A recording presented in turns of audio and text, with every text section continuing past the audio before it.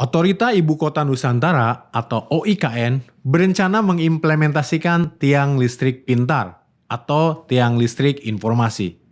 Ini dia pernyataan Kepala Otorita IKN, Bambang Susantono.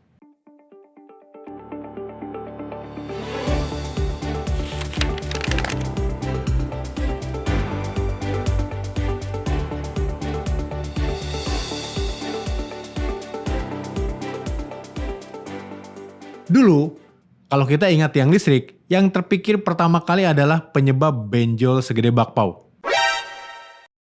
Sebentar lagi, tiang listrik bisa diajak bicara. Perlukah? Mari kita gelitikin.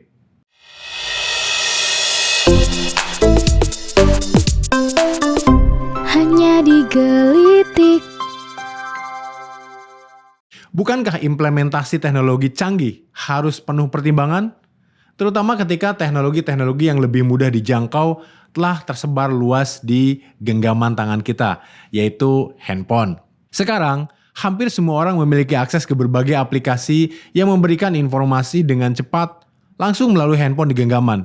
Lalu, apa urgensinya dari penggunaan tiang listrik pintar di Otorita Ibu Kota Nusantara yang bisa ditanya arah jalan? Mungkin ada yang mengatakan bahwa ini adalah langkah menuju masa depan yang lebih canggih dan informatif. Namun, kita harus mengingat bahwa kemajuan tidak selalu sejalan dengan kebutuhan. Bayangkan, biaya yang dikeluarkan untuk mengimplementasikan tiang listrik pintar ini, apakah tidak lebih bijaksana jika dana tersebut dialokasikan untuk kebutuhan yang lebih mendesak? Misalnya, infrastruktur dasar yang masih perlu banyak dibangun. Bukan hanya di OIKN, tapi juga di banyak daerah lainnya, bukan? Sebuah tiang listrik pintar dengan berbagai kegunaan yang dilansir dari salah satu profil produk di Alibaba memiliki berbagai fungsi, yaitu smart lighting, wifi, stasiun cuaca, kamera pengawas, stasiun broadcast, LED display untuk informasi publik dan iklan, panggilan darurat, dan stasiun pengisian kendaraan listrik. Harga tiang listrik tersebut berkisar antara $1.000 sampai $3.000 per satu tiang.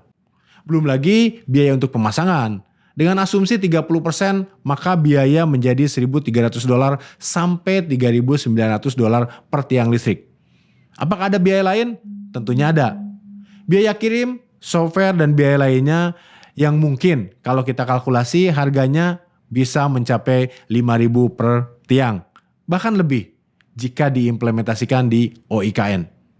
Saya bukan menentang kemajuan teknologi, tetapi mari kita bersikap rasional.